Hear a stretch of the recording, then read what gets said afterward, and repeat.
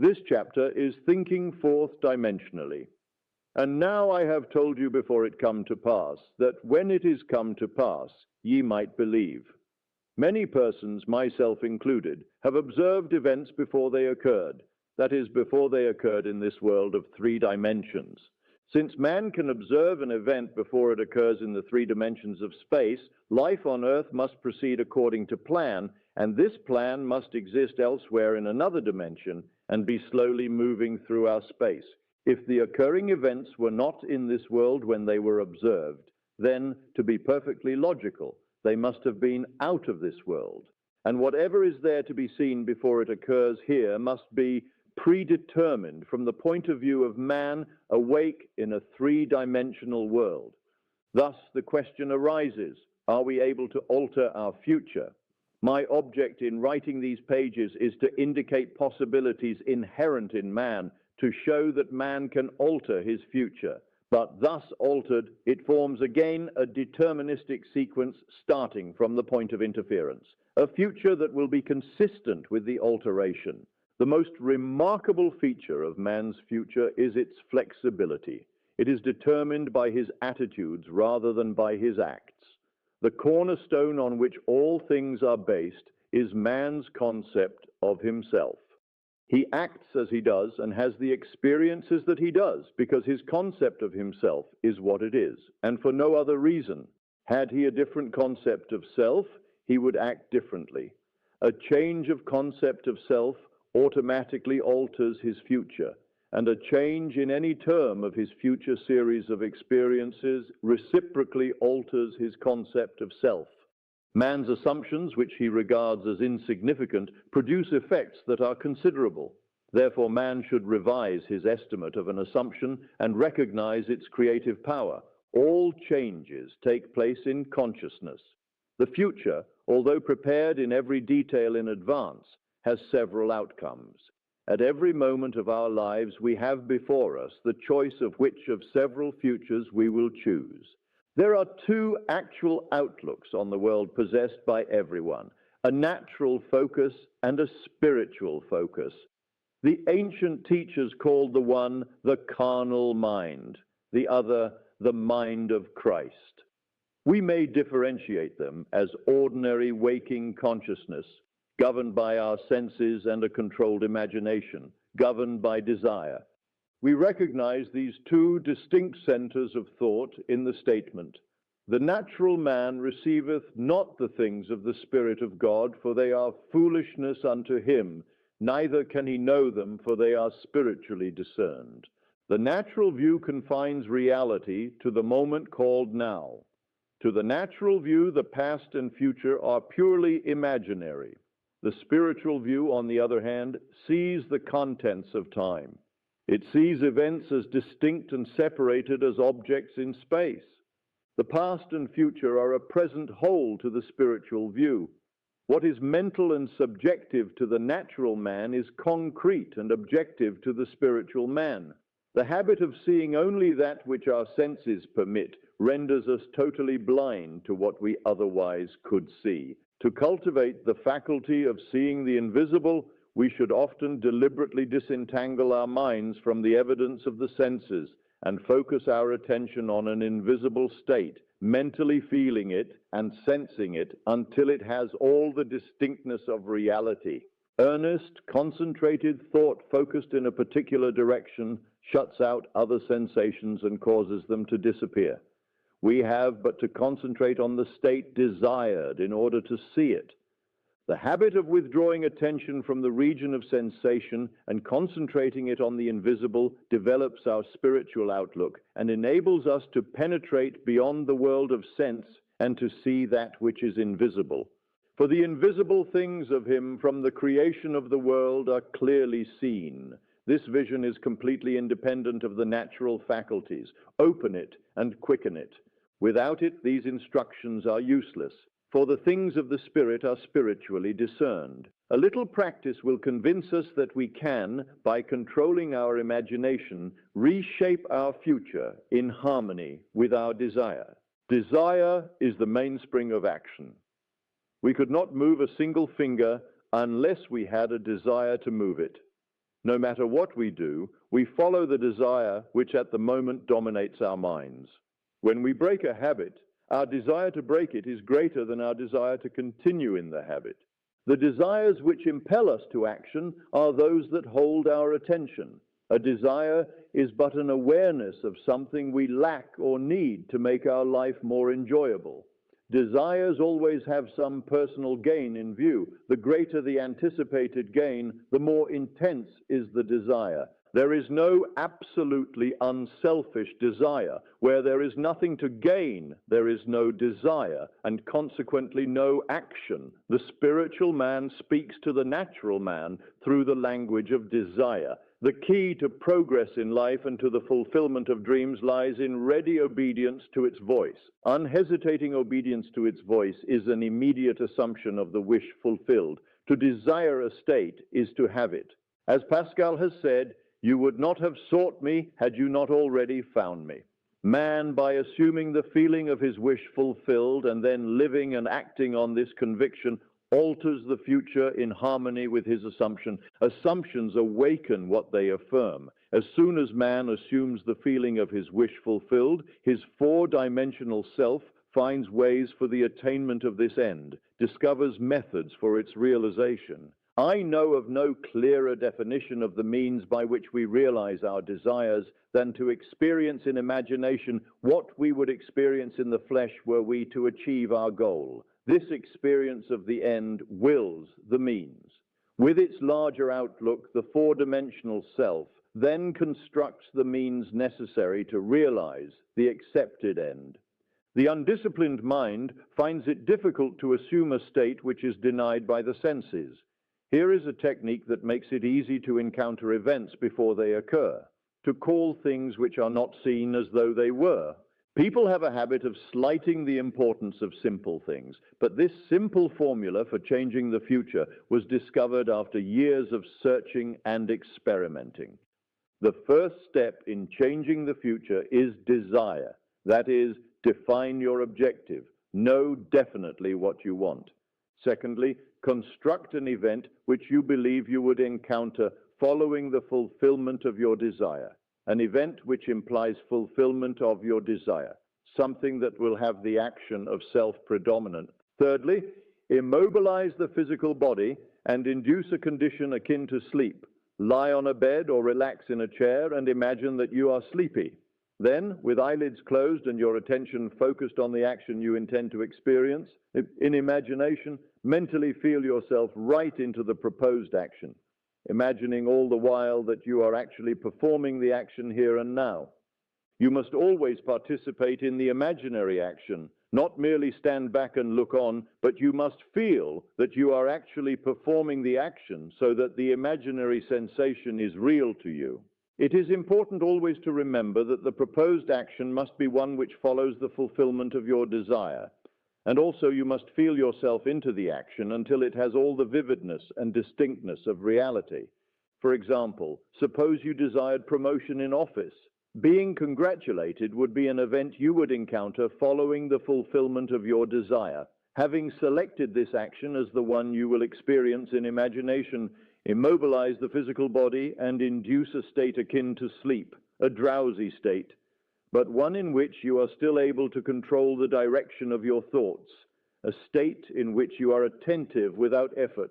Now imagine that a friend is standing before you. Put your imaginary hand into his. First, feel it to be solid and real. Then carry on an imaginary conversation with him in harmony with the action. Do not visualize yourself at a distance in point of space and at a distance in point of time, being congratulated on your good fortune. Instead, make elsewhere here and the future now. The future event is a reality now in a dimensionally larger world. And, oddly enough, now in a dimensionally larger world is equivalent to here in the ordinary three-dimensional space of everyday life. The difference between feeling yourself in action here and now and visualizing yourself in action as though you were on a motion picture screen is the difference between success and failure. The difference will be appreciated if you will now visualize yourself climbing a ladder. Then, with eyelids closed, imagine that a ladder is right in front of you and feel you are actually climbing it. Desire, physical immobility bordering on sleep, and imaginary action in which self feelingly predominates here and now are not only important factors in altering the future, but they are essential conditions in consciously projecting the spiritual self.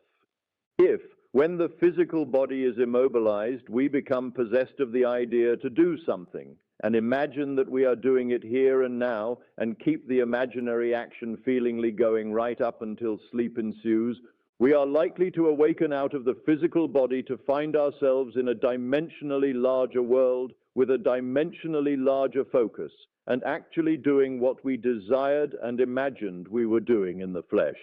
But whether we awaken there or not, we are actually performing the action in the fourth dimensional world, and we will reenact it in the future, here in the third dimensional world.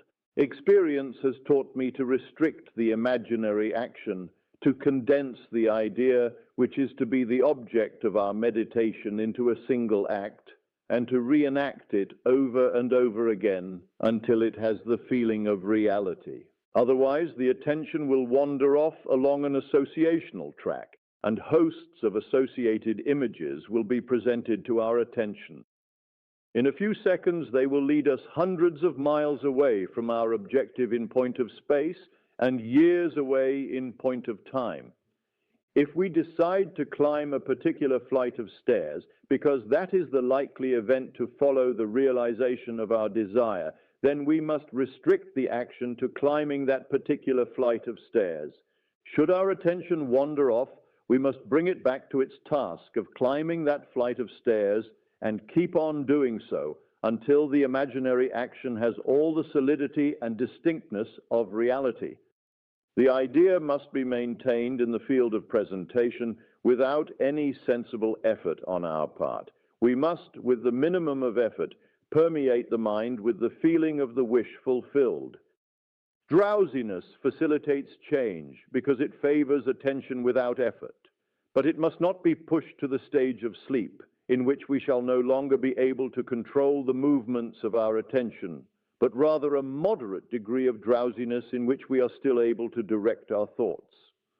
A most effective way to embody a desire is to assume the feeling of the wish fulfilled, and then, in a relaxed and sleepy state, repeat over and over again, like a lullaby, any short phrase which implies fulfillment of our desire, such as "thank you," as though we addressed a higher power for having done it for us. If, however, we seek a conscious projection into a dimensionally larger world, then we must keep the action going right up until sleep ensues. Experience in imagination, with all the distinctness of reality, what would be experienced in the flesh were you to achieve your goal, and you shall, in time, meet it in the flesh as you met it in your imagination. Feed the mind with premises, that is, assertions presumed to be true, because assumptions, though unreal to the senses, if persisted in until they have the feeling of reality, will harden into facts.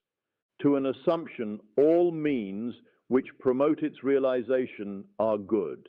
It influences the behavior of all by inspiring in all the movements, the actions, and the words which tend towards its fulfillment. To understand how man molds his future in harmony with his assumption, we must know what we mean by a dimensionally larger world, for it is to a dimensionally larger world that we go to alter our future. The observation of an event before it occurs implies that the event is predetermined from the point of view of man in the three-dimensional world.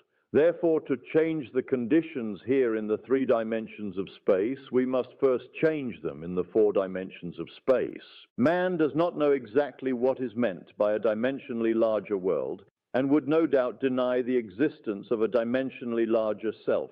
He is quite familiar with the three dimensions of length, width, and height, and he feels that if there were a fourth dimension, it should be just as obvious to him as the dimensions of length, width, and height. A dimension is not a line. It is any way in which a thing can be measured that is entirely different from all other ways. That is, to measure a solid fourth dimensionally, we simply measure it in any direction except that of its length, width, and height. Is there another way of measuring an object other than those of its length, width, and height? Time measures my life without employing the three dimensions of length, width, and height. There is no such thing as an instantaneous object. Its appearance and disappearance are measurable. It endures for a definite length of time.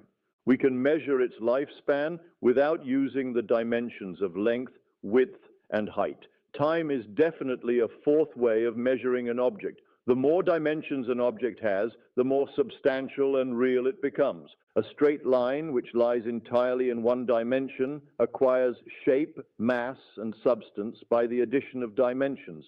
What new quality would time, the fourth dimension, give, which would make it just as vastly superior to solids as solids are to surfaces, and surfaces are to lines? Time is a medium for changes in experience, because all changes take time. The new quality is changeability. Observe that if we bisect a solid, its cross-section will be a surface. By bisecting a surface, we obtain a line, and by bisecting a line, we get a point. This means that a point is but a cross-section of a line, which is in turn but a cross-section of a surface, which is in turn but a cross-section of a solid, which is in turn, if carried to its logical conclusion, but a cross-section of a four-dimensional object. We cannot avoid the inference that all three-dimensional objects are but cross-sections of four-dimensional bodies, which means when I meet you, I meet a cross-section of the four-dimensional you, the four-dimension self that is not seen. To see the four-dimensional self, I must see every cross-section or moment of your life from birth to death and see them all as coexisting. My focus should take in the entire array of sensory impressions which you have experienced on earth, plus those you might encounter. I should see them not in the order in which they were experienced by you, but as a present whole. Because change is the characteristic of the fourth dimension, I should see them in a state of flux, as a living, animated whole.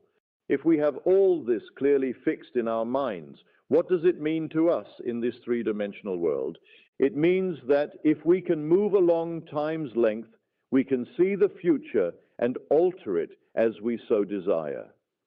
This world, which we think so solidly real, is a shadow out of which and beyond which we may at any time pass.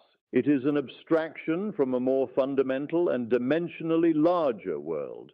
A more fundamental world abstracted from a still more fundamental and dimensionally larger world, and so on to infinity.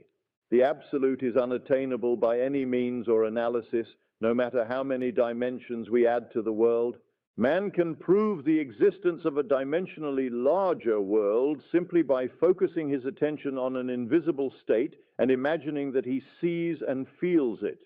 If he remains concentrated in this state, his present environment will pass away, and he will awaken in a dimensionally larger world, where the object of his contemplation will be seen as a concrete objective reality. Intuitively, I feel that, were he to abstract his thoughts from this dimensionally larger world and retreat still farther within his mind, he would again bring about an externalization of time. He would discover that every time he retreats into his inner mind and brings about an externalization of time, space becomes dimensionally larger, and he would therefore conclude that both time and space are serial, and that the drama of life is but the climbing of a multitudinous dimensional time block. Scientists will one day explain why there is a serial universe. But in practice, how we use this serial universe to change the future is more important.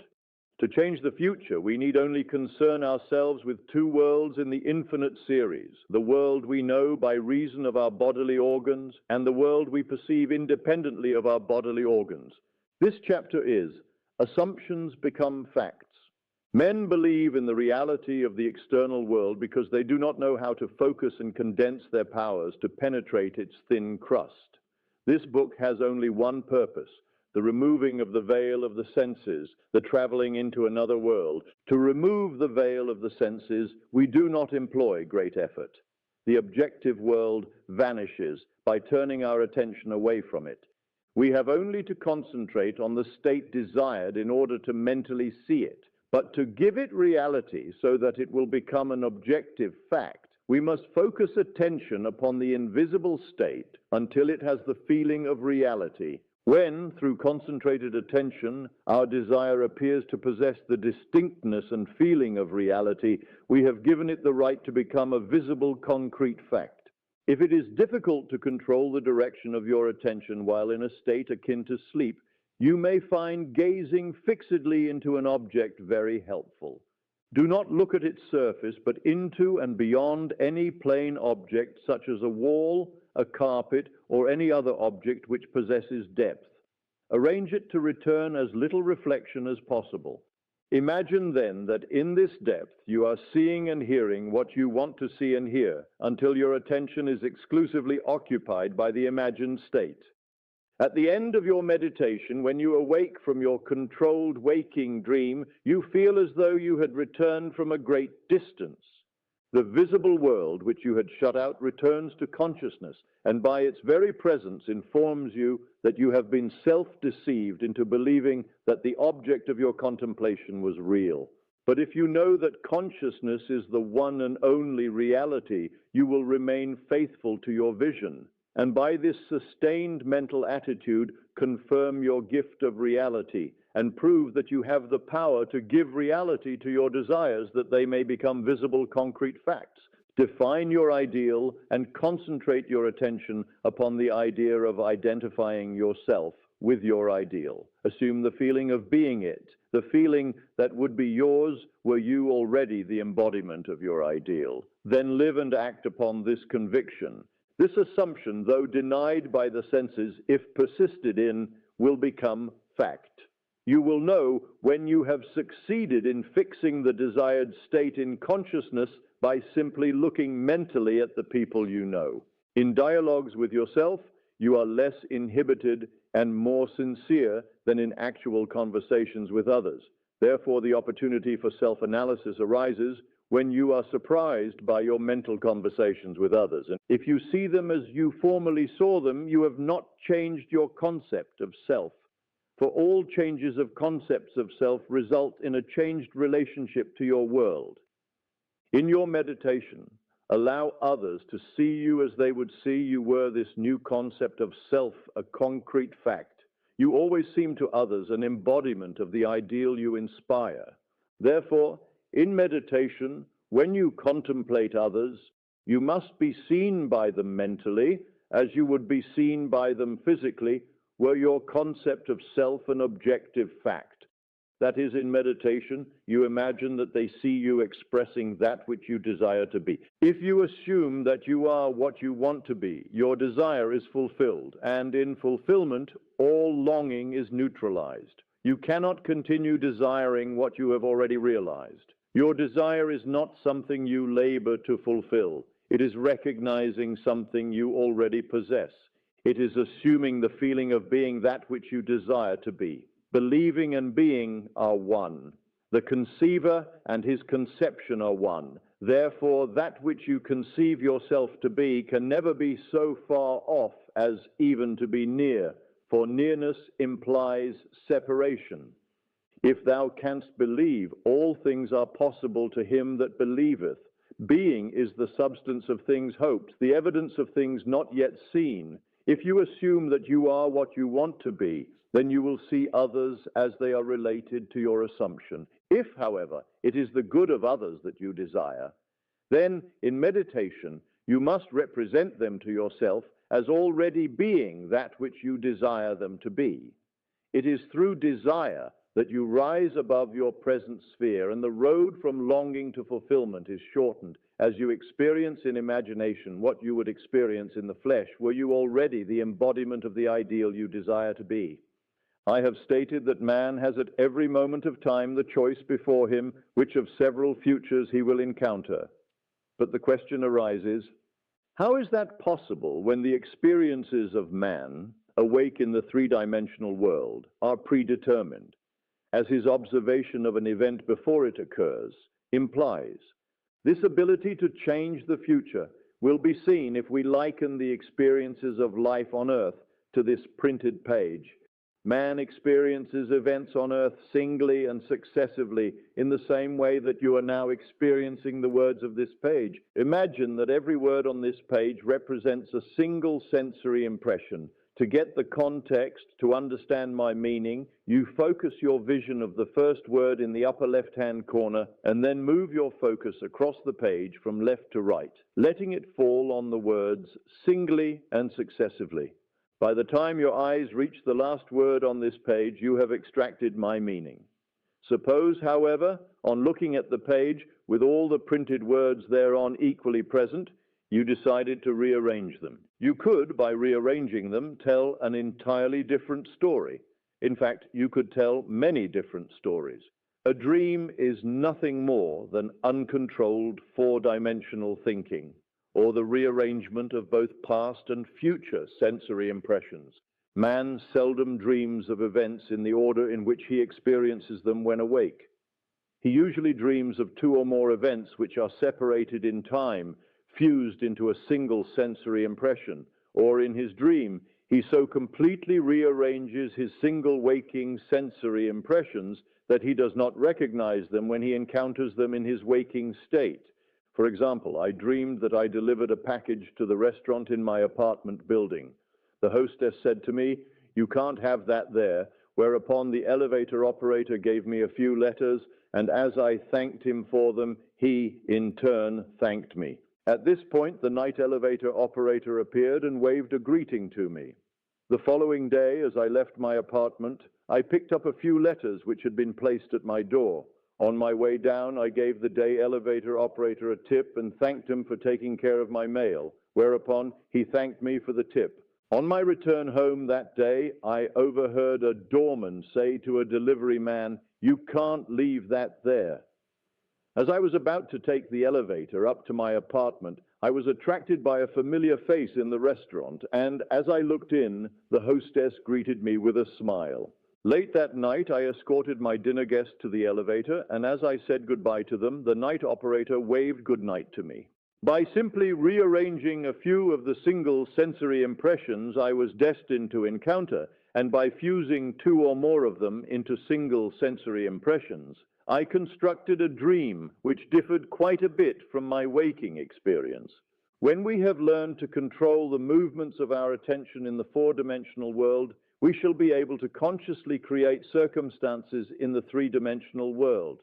We learn this control through the waking dream, where our attention can be maintained without effort, for attention minus effort is indispensable to changing the future. We can, in a controlled waking dream, consciously construct an event which we desire to experience in the three-dimensional world. The sensory impressions we use to construct our waking dream are present realities displaced in time or the four-dimensional world. All that we do in constructing the waking dream is to select from the vast array of sensory impressions those which, when they are properly arranged, imply that we have realized our desire. With the dream clearly defined, we relax in a chair and induce a state of consciousness akin to sleep. A state which, although bordering on sleep, leaves us in conscious control of the movements of our attention. When we have achieved that state, we experience in imagination what we would experience in reality were this waking dream an objective fact. In applying this technique to change the future, it is important always to remember that the only thing which occupies the mind during the waking dream is the waking dream, the predetermined action which implies the fulfillment of our desire. How the waking dream becomes physical fact is not our concern. Our acceptance of the waking dream as physical reality wills the means for its fulfillment. Let me again lay the foundation of changing the future, which is nothing more than a controlled waking dream. Define your objective. Know definitely what you want. Construct an event which you believe you will encounter following the fulfillment of your desire, something which will have the action of self-predominant, an event which implies the fulfillment of your desire. Immobilize the physical body and induce a state of consciousness akin to sleep. Then mentally feel yourself right into the proposed action. imagining all the while that you are actually performing the action here and now, so that you experience in imagination what you would experience in the flesh were you now to realize your goal. Experience has convinced me that this is the perfect way to achieve my goal. However, my own many failures would convict me were I to imply that I have completely mastered the movements of my attention. I can, however, with the ancient teacher say, "This one thing I do, forgetting those things which are behind and reaching forth unto those things which are before, I press toward the mark for the prize." This chapter is Power of Imagination. Ye shall know the truth, and the truth shall make you free. Men claim that a true judgment must conform to the external reality to which it relates. This means that if I, while imprisoned, suggest to myself that I am free and succeed in believing that I am free, it is true that I believe in my freedom. But it does not follow that I am free, for I may be the victim of illusion. But because of my own experiences, I have come to believe in so many strange things that I see little reason to doubt the truth of things that are beyond my experience. The ancient teachers warned us not to judge from appearances, because, said they, the truth need not conform to the external reality to which it relates. They claimed that we bore false witness if we imagined evil against another, that no matter how real our belief appears to be, how truly it conforms to the external reality to which it relates, if it does not make free the one of whom we hold the belief, it is untrue, and therefore a false judgment. We are called upon to deny the evidence of our senses and to imagine as true of our neighbor that which makes him free. Ye shall know the truth, and the truth shall make you free. To know the truth of our neighbor, we must assume that he is already that which he desires to be. Any concept we hold of another that is short of his fulfilled desire will not make him free, and therefore cannot be the truth. Instead of learning my craft in schools where attending courses and seminars is considered a substitute for self-acquired knowledge, my schooling was devoted almost exclusively to the power of imagination. I stayed for hours imagining myself to be other than that which my reason and my senses dictated until the imagined states were vivid as reality, so vivid that passerby became but a part of my imagination and acted as I would have them. By the power of imagination, my fantasy led theirs and dictated to them their behavior and the discourse they held together while I was identified with my imagined state. Man's imagination is the man himself, and the world as imagination sees it is the real world. But it is our duty to imagine all that is lovely and of good report. For the Lord seeth not as man seeth, for man looketh on the outward appearance, but the Lord looketh on the heart. As a man thinketh in his heart, so is he. In meditation, when the brain grows luminous, I find my imagination endowed with the magnetic power to attract to me whatsoever I desire. Desire is the power imagination uses to fashion life about me as I fashion it within myself. I first desire to see a certain person or scene, and then I look as though I were seeing that which I want to see, and the imagined state becomes objectively real. I desire to hear, and then I listen as though I were hearing, and the imagined voice speaks that which I dictate as though it had initiated the message. I could give you many examples to prove my arguments, to prove that these imagined states do become physical realities, but I know that my examples will awaken in all who have not met the like, or who are not inclined towards my arguments, a most natural incredulity. Nevertheless, experience has convinced me of the truth of the statement, "He calleth those things which be not as though they were." For I have, in intense meditation, called things that were not seen as though they were, and the unseen not only became seen, but eventually became physical realities. By this method, first desiring and then imagining that we are experiencing that which we desire to experience, we can mold the future in harmony with our desire. But let us follow the advice of the prophet and think only the lovely and the good. For the imagination waits on us as indifferently and as swiftly when our nature is evil as when it is good. From us spring forth good and evil. I have set before thee this day life and good and death and evil. Desire and imagination are the enchanter's wand of fable, and they draw to themselves their own affinities. They break forth best when the mind is in a state akin to sleep. I have written with some care and detail the method I sue to enter the dimensionally larger world, but I shall give one more formula for opening the door of the larger world. In a dream, in a vision of the night, when deep sleep falleth upon men, in slumberings upon the bed, then he openeth the ears of men, and sealeth their instruction. In dream, we are usually the servant of our vision rather than its master. But the internal fantasy of dream can be turned into an external reality. In dream, as in mediation, we slip from this world into a dimensionally larger world. And I know that the forms in dream are not flat two-dimensional images, which modern psychologists believe them to be. They are substantial realities of the dimensionally larger world, and I can lay hold of them. I have discovered that if I surprise myself dreaming, I can lay hold of any inanimate or stationary form of the dream, a chair, a table, a stairway, a tree, and command to awake. While firmly holding on the object of the dream, I am pulled through myself with the distinct feeling of awakening from dream. I awaken in another sphere, holding the object of my dream, to find that I am no longer the servant of my vision, but its master. For I am fully conscious and in control of the movements of my attention. It is in this fully conscious state, when we are in control of the direction of thought, that we call things that are not seen as though they were.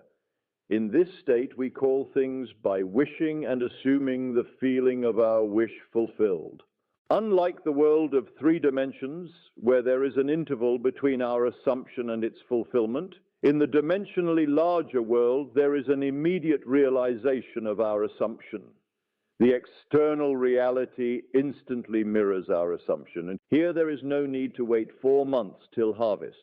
We look again as though we saw, and lo and behold, the fields are already white to harvest. In this dimensionally larger world, ye shall not need to fight, set yourselves, stand ye still, and see the salvation of the Lord with you. And because that greater world is slowly passing through our three-dimensional world, we can, by the power of imagination, mold our world in harmony with our desire. Look as though you saw, listen as though you heard, stretch forth your imaginary hand as though you touched, and your assumptions will harden into facts. To those who believe that a true judgment must conform to the external reality to which it relates, this will be foolishness and a stumbling block. But I preach and practice the fixing in consciousness of that which man desires to realize. Experience convinces me that fixed attitudes of mind, which do not conform to the external reality to which they relate and are therefore called imaginary, things which are not, will nevertheless bring to naught things that are. I do not wish to write a book of wonders, but rather to turn man's mind back to the one and only reality that the ancient teachers worshipped as God. All that was said of God was in reality said of man's consciousness. So we may say that according as it is written, he that glorieth, let him glory in his own consciousness. No man needs help to direct him in the application of this law of consciousness. I am is the self-definition of the absolute, the root out of which everything grows. I am the vine. What is your answer to the eternal question, who am I? Your answer determines the part you play in the world's drama. Your answer, that is, your concept of self, need not conform to the external reality to which it relates. This great truth is revealed in the statements, let the weak say, I am strong.